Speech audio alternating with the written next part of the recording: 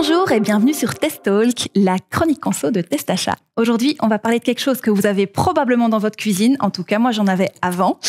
Et ce sont les ustensiles en plastique noir pour cuisiner. Est-ce qu'ils sont vraiment inoffensifs et est-ce que c'est vraiment une bonne idée de les utiliser?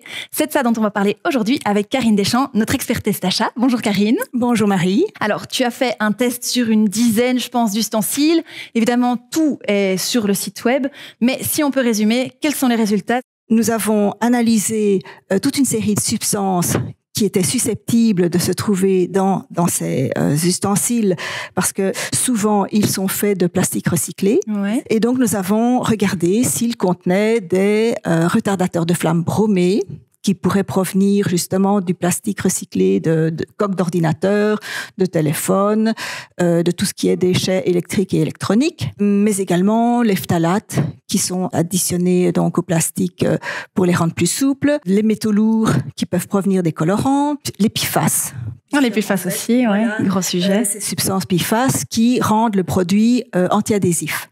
Donc, c'est bien utile pour une spatule, par exemple. Donc, nous avons des résultats qui sont tout à fait dans les normes réglementaires. Alors, un seul bémol, c'est la louche Bonnie de Colruyt.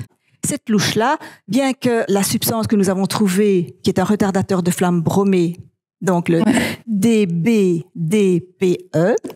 pour décabromo-diphényléthane. Je ne le retiendrai pas, mais j'ai l'idée. Cette substance que nous l'avons trouvée en concentration minime, c'est-à-dire 9,4 microgrammes par kilo de produit, alors que la norme réglementaire est de 1000 microgrammes par kilo. Mais ce n'est pas normal de trouver un retardateur de flamme bromé dans un ustensile qui est destiné au contact alimentaire. Pourquoi? Parce que cette substance est potentiellement dangereuse pour la santé et en tout cas, elle est accumulable dans l'environnement et elle ne se dégrade pas. Et donc, c'est un peu contradictoire parce qu'on achète du plastique recyclé un peu pour sauver l'environnement et d'un autre côté, en fait... Effectivement, ça part d'une bonne intention de se dire « Ah bon, je vais faire un geste écologique ». Mais le danger, d'abord, c'est que ces ustensiles sont destinés à être en contact avec l'alimentation. Mm-hmm.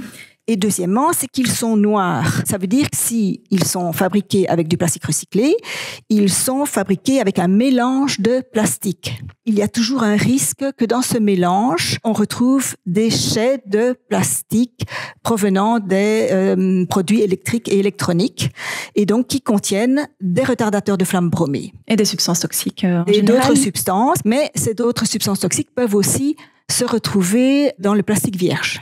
Par exemple, on ajoute des phtalates pour assouplir le plastique. Ok. Le risque, c'est la migration de ces substances. Le danger n'est pas parce que la substance se trouve dans la spatule, mais le danger vient de ce que la substance peut migrer dans l'alimentation. Ouais. C'est qu'avec la chaleur, si par exemple on trempe la cuillère ici dans une poêle très très chaude, ou si on la met dans un micro-ondes, on la plonge dans un plat qu'on fait réchauffer, voilà, la chaleur va déstabiliser les molécules et certaines substances chimiques vont pouvoir migrer dans l'alimentation. Et c'est à ce moment-là que ça devient potentiellement dangereux pour la santé. Ok. Mais il y a également d'autres sources de risques. Si jamais tu plonges cette cuillère dans une sauce tomate, par exemple, tu vois quelque chose d'une sauce tomate, une sauce bolognaise. Voilà. Donc c'est un aliment gras et acide.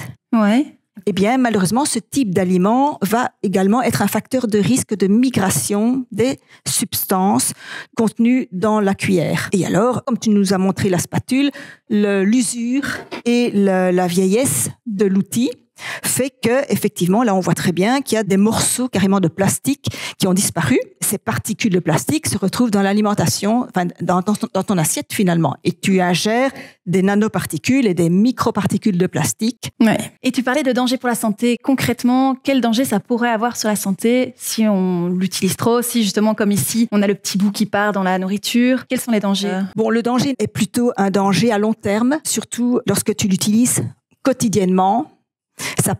Tu peux développer à long terme des symptômes chroniques, des maladies chroniques. Il faut surtout faire attention pour les femmes enceintes et pour les enfants qui sont vraiment des publics plus vulnérables. Ouais. Le conseil à donner, c'est si vous êtes une femme enceinte ou si vous avez des bébés, ne prenez pas le risque. Je ne dis pas que ils sont tous contaminés et dangereux. Non, mais ne prenez pas le risque. Moi, je suis plutôt partisane effectivement du zéro risque pour mes enfants. Mais du coup, par quoi je peux remplacer parce que bon, là, je les ai remplacés. D'ailleurs, j'ai montré, elle est toute abîmée. Je veux les remplacer. Par quoi je peux les remplacer pour que ce soit safe? Mais écoute, il y a plusieurs alternatives. Hein. Bon, la première alternative, c'est d'utiliser de l'acide inoxydable. Hein. C'est stable, c'est inerte et c'est facile pour nettoyer. Mais également, tu as le bois. Alors, il faut bien sûr faire attention à quel type de bois. C'est du bois non traité et non verni. Parce qu'il ne faudrait pas non plus, si le bois est traité par des substances chimiques, que ces substances migrent dans l'alimentation. Un petit conseil, bon, là, malheureusement, je ne l'ai pas écouté parce que tu vois que ma spatule est fendillée. Ce qu'il faut faire, c'est de temps en temps la huiler. Okay. Pour éviter justement que, en séchant, elle ne se fendille. D'accord. Et alors, la troisième alternative, ce sont des ustensiles en silicone alimentaire. Donc, il faut que sur l'étiquette soit mentionné soit silicone alimentaire, soit 100% platine ou platinium. Et donc, ça, c'est sans danger. Peu importe la couleur. Oui, tout à fait. J'ai aussi apporté des autres alternatives que je pensais bonnes. Donc, il y avait celle-ci en plastique blanc. Oui, ça, c'est du thermoplastique. On sent que c'est un plastique rigide. Et ceci, c'est un plastique vert de couleur. Alors, ici, on ne sait pas dire si il provient de plastique recyclé ou pas. Parce que malheureusement, les fabricants, parfois, l'indiquent sur l'étiquette, parfois pas. Bon, ici, on n'a plus d'étiquette, peut-être que c'était indiqué. Et donc, bien regarder l'étiquette avant d'acheter. Malgré le fait que ce ne sont pas de plastique noir, parce que c'est surtout le plastique noir, comme on l'a vu, qui peut contenir des retardateurs de flamme bromée, il est quand même déconseillé d'utiliser des spatules en plastique, parce que il y a un risque de migration de microparticules de plastique dans l'alimentation. Donc moi, je conseille de toute façon, ça aussi, de ne pas les utiliser et vraiment de se concentrer sur ce type d'ustensiles en inox, en bois ou en silicone alimentaire. Dernière petite question qu'un collègue m'a posée, qui a acheté justement des ustensiles blancs. Est-ce que si le rouge, par exemple, de la sauce tomate s'inscrit sur le blanc, est-ce que ça veut dire justement qu'il y a des échanges ou s'il y a une marque, ça veut dire bien que la sauce est acide. Et donc voilà, attaquer le plastique. Et on peut imaginer, mais ça, il faut faire des analyses en laboratoire pour en être certaine, qu'il y a peut-être un risque de migration. Donc, il faut de toute façon mieux éviter. Mais d'après notre test, nous n'avons pas trouvé de substances toxiques au-delà des normes réglementaires sur les 17 produits que nous avons testés. Super, c'est déjà une bonne nouvelle. Merci beaucoup, Karine. Voilà. Alors, moi, j'avoue que j'ai fait mon choix. J'ai préféré opter pour des vilaines cuillères en bois complètement inoffensives plutôt que par des jolis et élégants ustensiles de cuisine en plastique noir, potentiellement, peut-être, qui sait, sur le long terme toxiques. Mais à vous de voir pour faire votre propre choix. N'hésitez pas à nous dire en commentaire si vous avez encore des questions. Et puis, si cette vidéo vous a aidé, n'hésitez pas à la liker, à vous abonner à Testalk, donc la chaîne de TestAchat, pour avoir plus d'informations sur toutes des petites choses du quotidien. Et puis, à bientôt pour un nouveau Testalk.